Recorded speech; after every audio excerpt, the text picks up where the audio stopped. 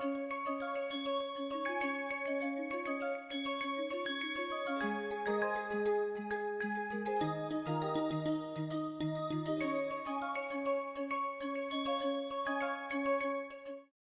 today's session, we are going to look at OD interventions and human resource function. In a nutshell, what we are going to discuss is how different activities in the HR functions can be designed and implemented as OD intervention. I would like your attention to go back to the definition of OD intervention, which we discussed in the previous sessions.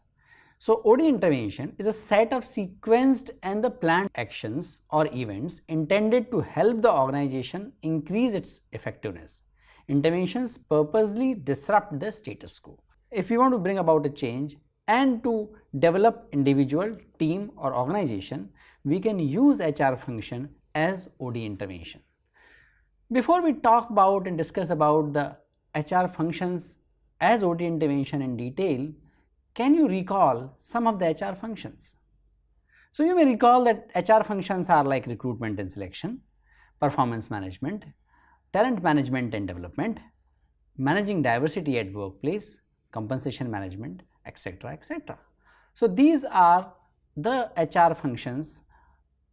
So how HR function can work as OD intervention? Recruitment strategy and process is one of the strongest determinants of the organization culture. So in this way, recruitment, if done consciously, can be used as an intervention to develop a certain type of organization culture. Performance management directs the employee behavior and development towards strategically important goals. So we can design HR function in a way which directs the employee's behavior towards the strategically relevant goals of the organizations. Similarly, diversity and wellness are the key for innovation and employee engagement. So we can introduce diversity and wellness interventions with a specific objective of innovation of certain type or enhancing employee engagement. Reward and recognition are very important aspect of work life. They have the potential to direct the employee's behavior towards valued goals. So if we are aware about the most valuable goal we wish our people and employees to pursue, we can design the financial and non-financial reward in a way which motivates people, which instigate people to demonstrate that type of behavior. So in this way, we can see that most of the HR activities can be used as OD intervention if we consciously design and introduce those after proper diagnosis. With the sufficient rigor in thinking, we can implement some of the HR functions as OD intervention. In this session, we are going to look at two broad categories of the HR function which can be used as OD interventions: performance management and talent management. If you recall our conversation about the performance management, it is an umbrella term. It includes training and development, coaching and mentoring, and performance appraisal. So performance appraisal is about setting work standard, assessing performance, providing feedback to employees to motivate them, to correct them, and persuade them to continue their performance. Training and development is again an aspect of performance management. Coaching and mentoring is also a developmental aspect of performance management.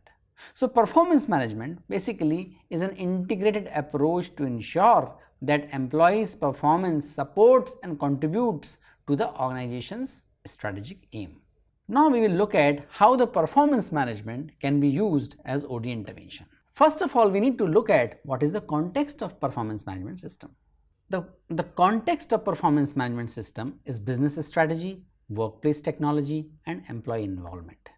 What is the meaning of context is that any design and implementation of the performance management system is contingent upon, must be informed by, and must be on the basis of the business strategy. Work-based technology means work design, individual versus group-based performance management, and employee involvement, meaning to what extent the formalized or participative decision making is practiced in the organization. So there are different components in the PMS which can be used as OD intervention. We will look at 3 components specifically within the PMS which can be used as OD intervention: goal setting, performance appraisal, and reward system. There are 2 off-the-shelf, very well established OD and interventions which revolves around performance management. One of them is MBO, which was popularized in the 60s, and balanced scorecard, which became popular in early 90s. MBO is about goal setting at different levels of hierarchy with mutual consultation. With MBO, the collaboration and consultation process is started while setting up the organization objectives. Along with that, MBO included counseling and support to the employees, groups, and the departments to fulfill the organizational objectives. So in MBO, basically organizational objectives are divided according to the departments.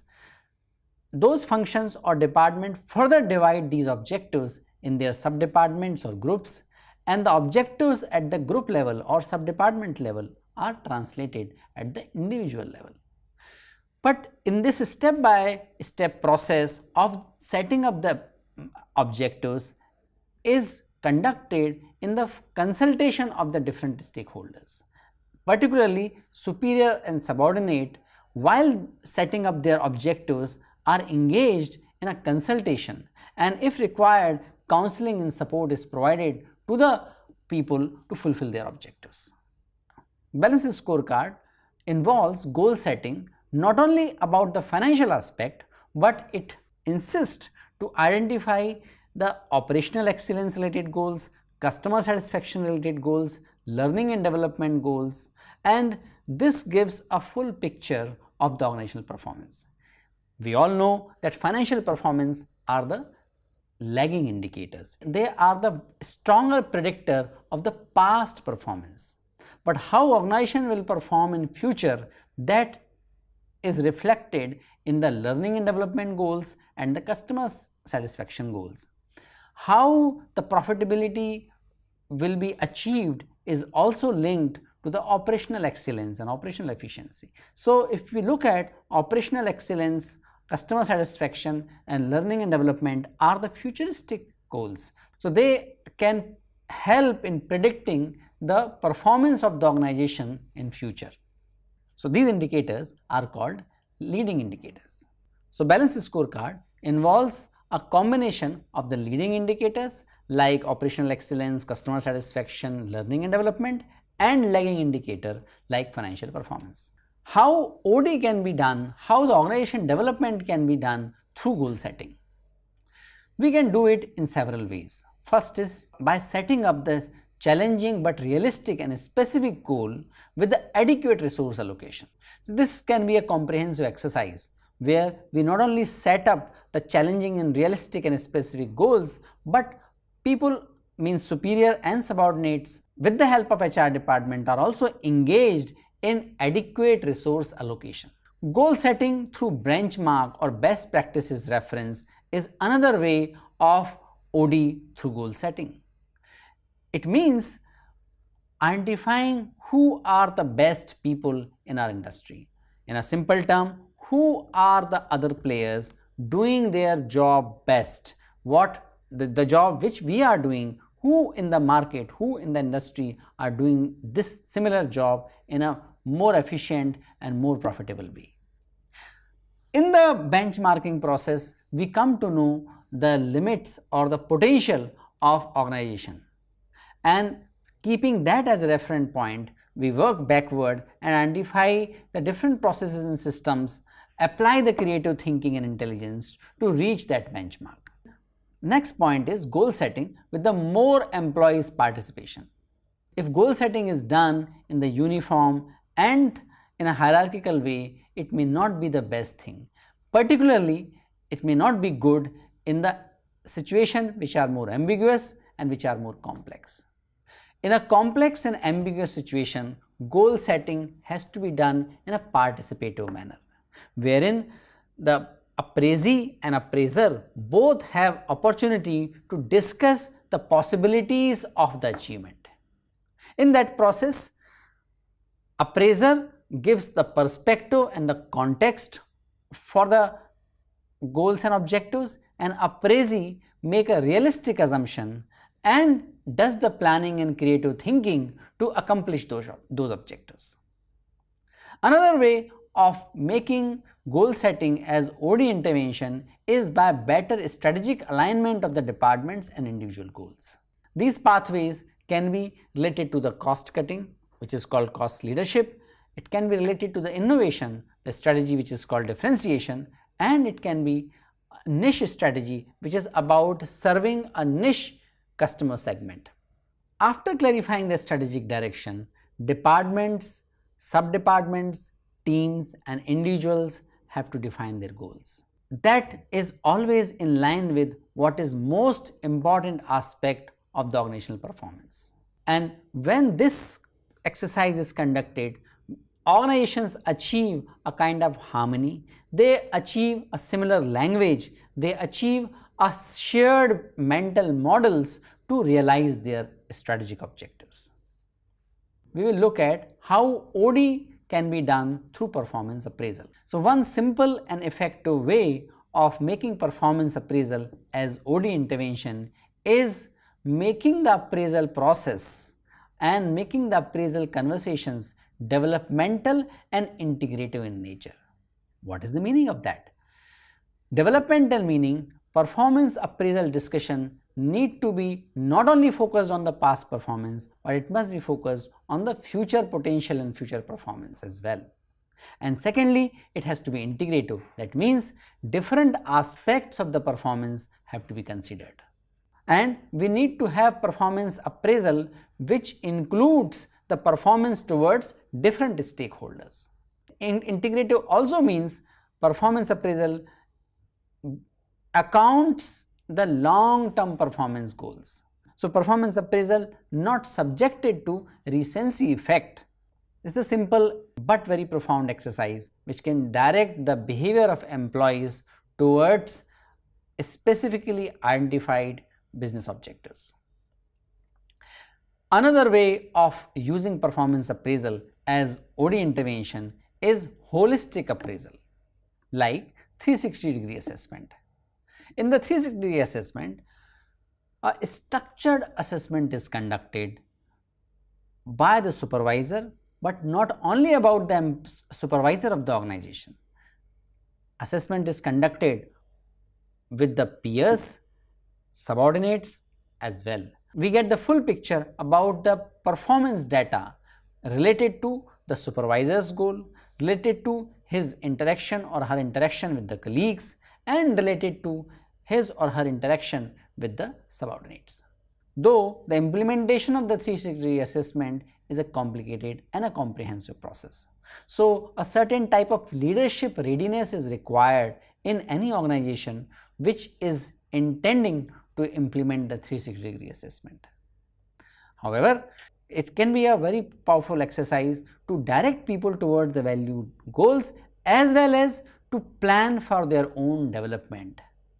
People can take the responsibility about the self-development based on the insights arising out of 360-degree assessment.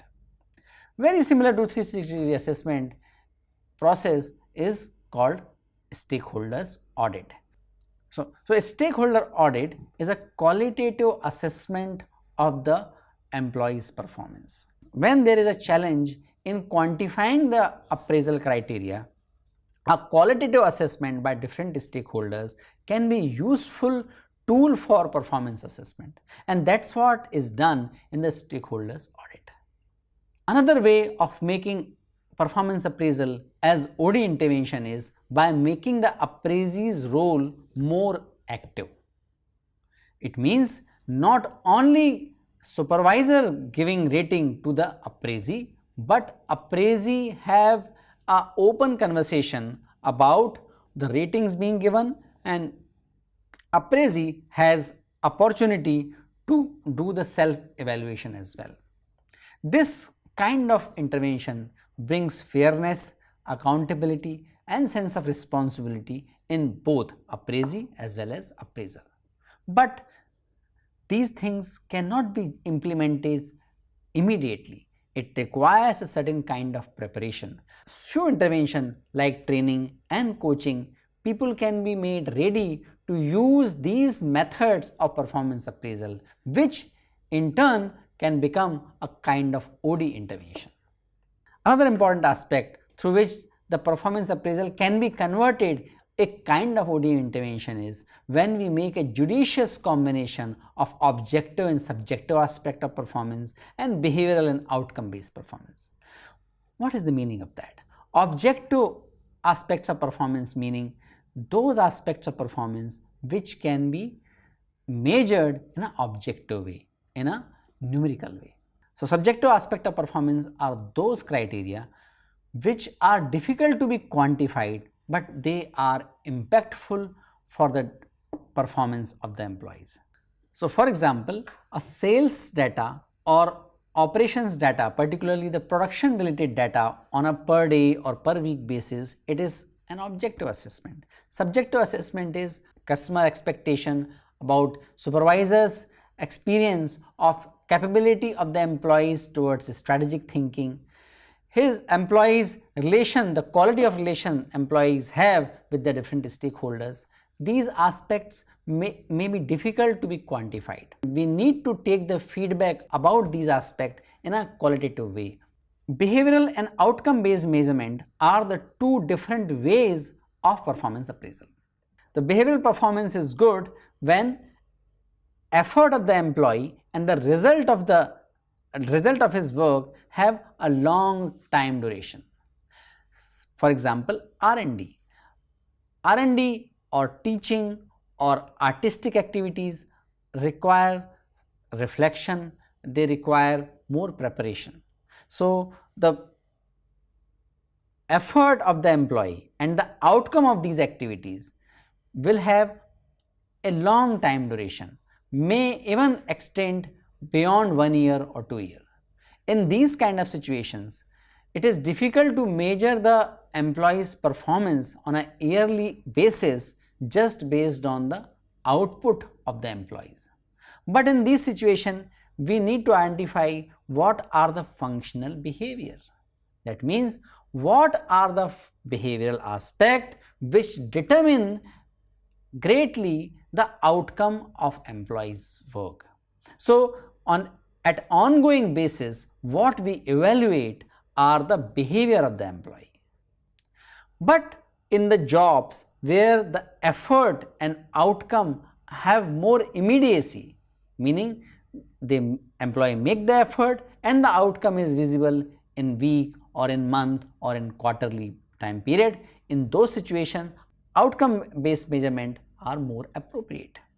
If we keep aside the extreme jobs like that of scientist or like those of artist, most of the jobs in the organizations have both the components, meaning they have objective aspect of performance and they will certainly have subjective aspect of performance.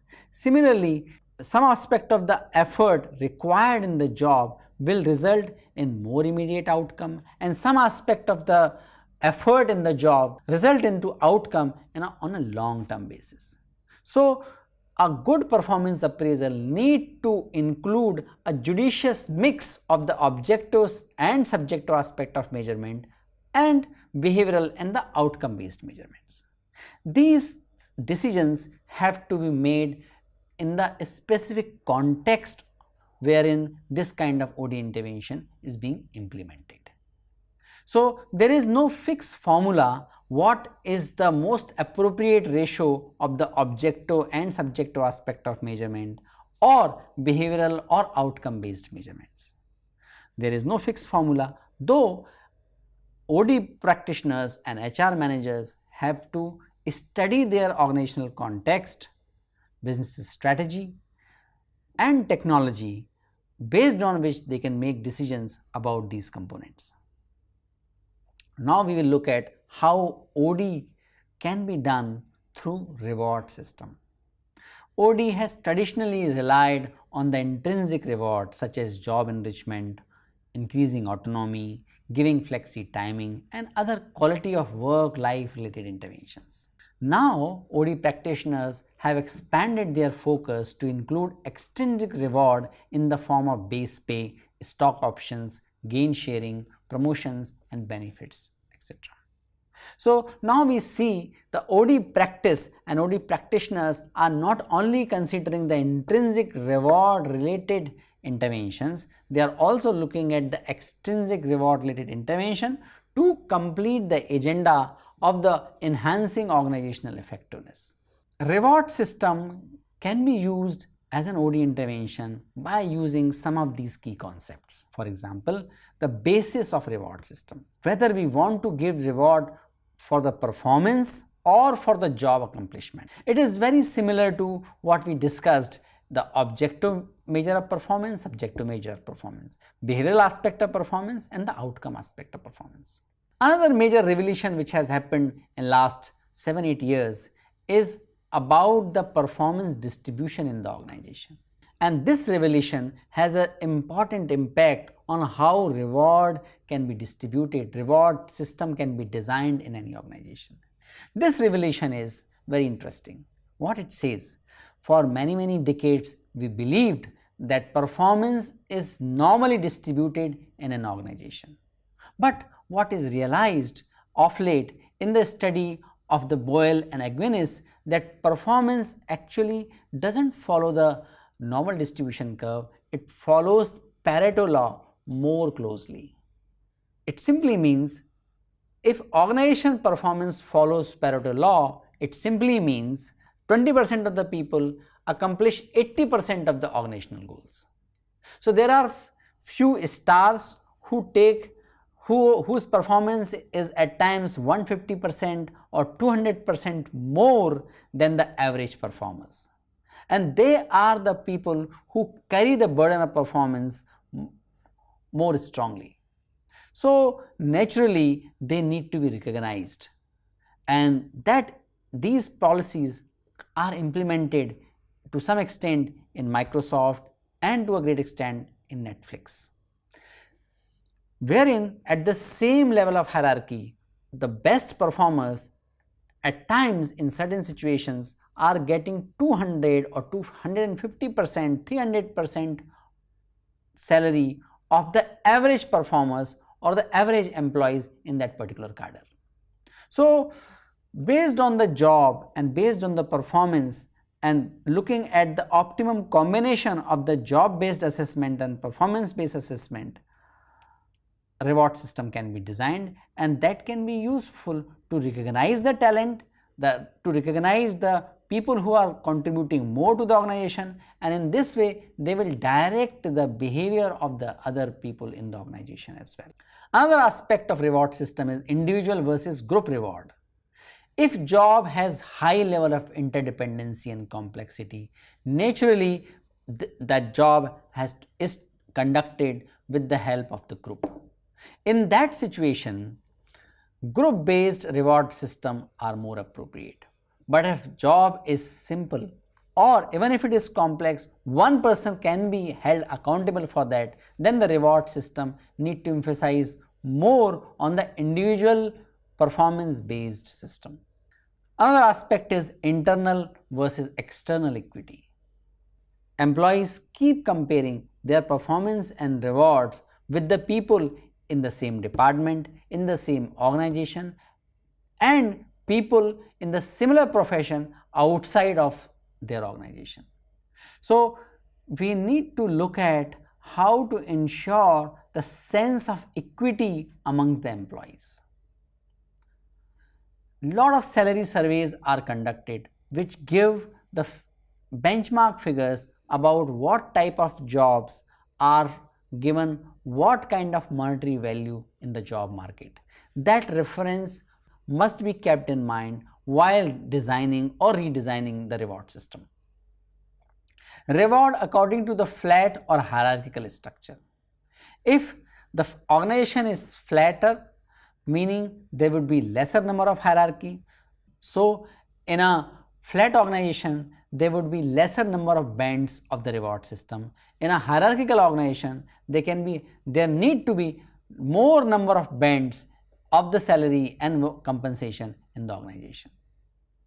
Another aspect is financial and non-financial components of the reward.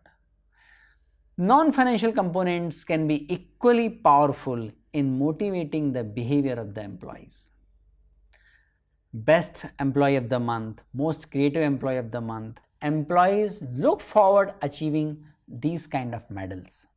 So depending on again the strategy, technology and organization design, a good mix of non-financial and financial component of the reward has to be identified. You might be aware of the Vroom's model. That can be very helpful in identifying the reward system. Vroom's model says that expectancy, meaning my assumptions and understanding about to what extent my efforts will lead to the desired performance.